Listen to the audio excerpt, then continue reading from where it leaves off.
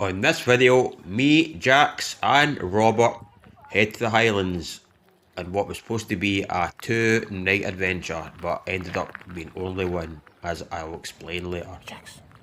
First off, we headed up to the Caisteal range, where me and Jax met up with Robert, and we headed up the Monroe and Caisteal for a summit camp for the first night.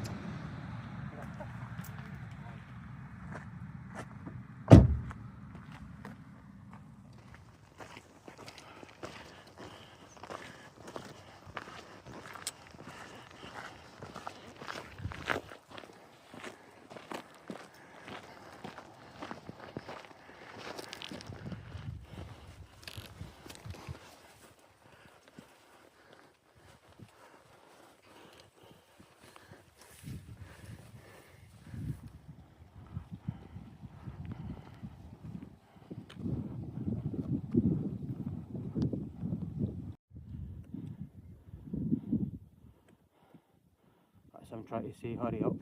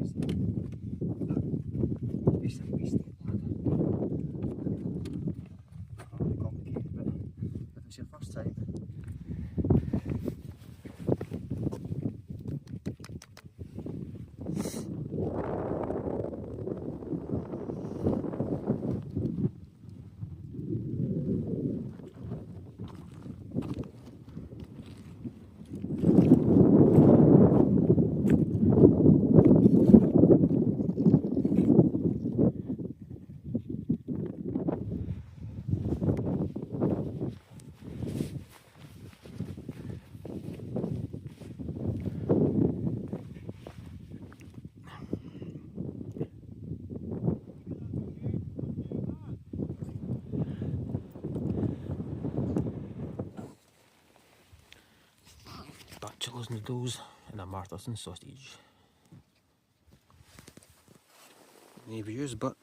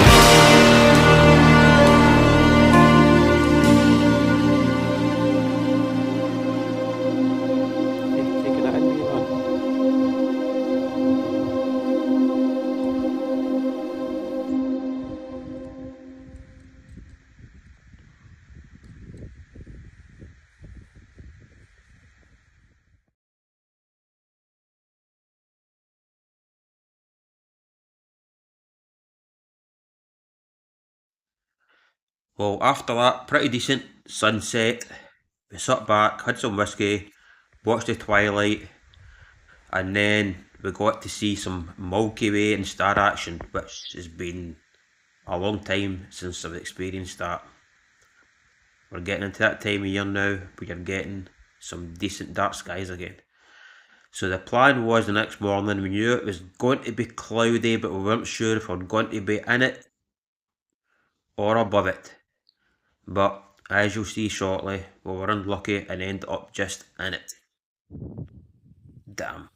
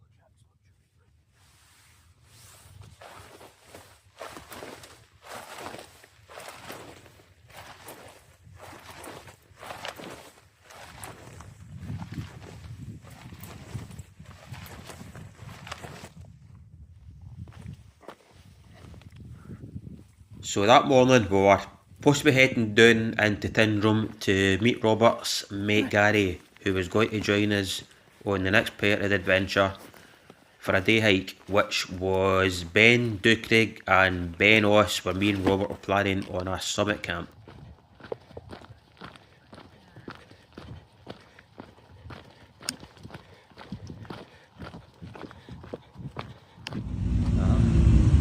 Well, sitting in Tyndrum, trying to dry some stuff out before the next part of the trip, all these McLarens came by. There was loads of them. It must have been some kind of McLaren trip in the Highlands. They were all pulling into the Green Valley.